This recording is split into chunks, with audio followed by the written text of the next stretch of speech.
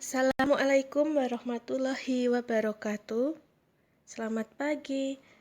Kali ini kita akan membahas materi tentang cara mengatur waktu. Ingat, waktu tak mungkin bergerak mundur.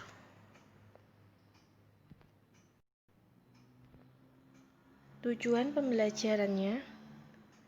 Tujuan umumnya, peserta didik mampu mengatur kegiatan sehari-hari serta waktu belajar yang menjadi tanggung jawab sesuai dengan kondisi dirinya. Tujuan khusus. Yang pertama, peserta didik dapat memahami cara mengatur kegiatan sehari-hari. Yang kedua, peserta didik dapat memahami cara mengatur waktu belajar. Yang ketiga, peserta didik dapat menerapkan cara mengatur waktu belajar. Dan yang keempat, peserta didik dapat menemukan kegiatan yang positif di sela-sela waktu belajar. Selanjutnya, apersepsi. Kemampuan untuk mengalokasikan waktu dan sumber daya yang terbatas bukan suatu hal yang mudah. Dibutuhkan suatu latihan disiplin dalam mengatur waktu hingga mencapai tujuan yang kita kehendaki. Untuk dapat mengatur waktu yang tepat, kita harus cermat dalam mengatur porsi baik untuk beribadah, untuk diri sendiri, untuk belajar, bahkan untuk kegiatan sosial yang lain. Mengatur waktu harus dilakukan dengan tepat, karena hal ini berkaitan dengan waktu yang sifatnya tidak dapat disewa, dibeli, dipinjam, tidak dapat berubah, tidak bisa disimpan dan dikumpulkan, serta tidak ada penggantinya. Selanjutnya, uraian materi. Yang pertama, mengatur kegiatan sehari-hari. Pada hakikatnya, kegiatan anak-anak dibagi menjadi 3 jenis, yaitu kegiatan rumah, kegiatan sekolah, dan kegiatan sosial. Kegiatan rumah.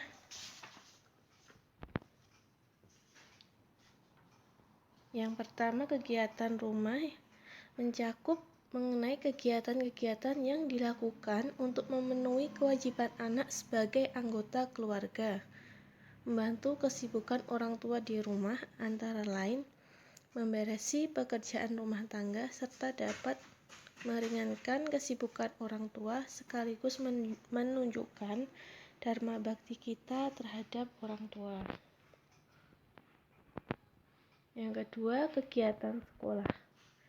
Kegiatan sekolah mencakup 2 hal, yaitu kegiatan intrakurikuler dan kegiatan ekstrakurikuler.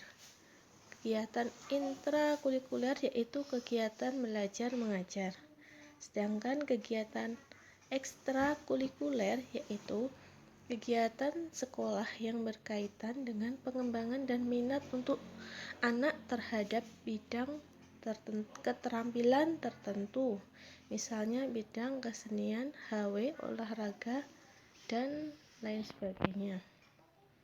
Di samping 2 kegiatan tersebut, masih ada 1 kegiatan sekolah yang harus diselesaikan oleh anak di luar jam pelajaran, yakni berupa penyelesaian tugas-tugas yang diberikan oleh guru mata pelajaran tertentu, misalnya pemberian tugas atau PR. Yang ketiga, kegiatan sosial. Kegiatan sosial mencakup kegiatan yang berkaitan dengan pengembangan pribadi anak sebagai makhluk sosial. Kegiatan ini antara lain meliputi pergaulan anak dengan teman-temannya. Nah, ini adalah contoh dari jadwal kegiatan anak untuk kondisi normal atau tidak sedang terjadi pandemi COVID-19. Dari jadwal bangun pagi sampai dengan tidur bisa kalian perhatikan.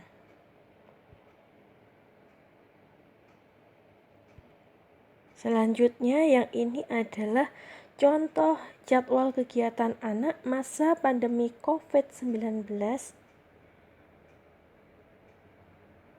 yang dimana jadwal ini bisa berubah-ubah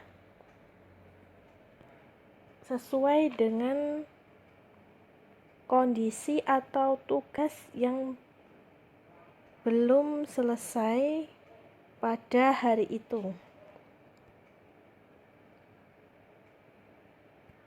Selanjutnya adalah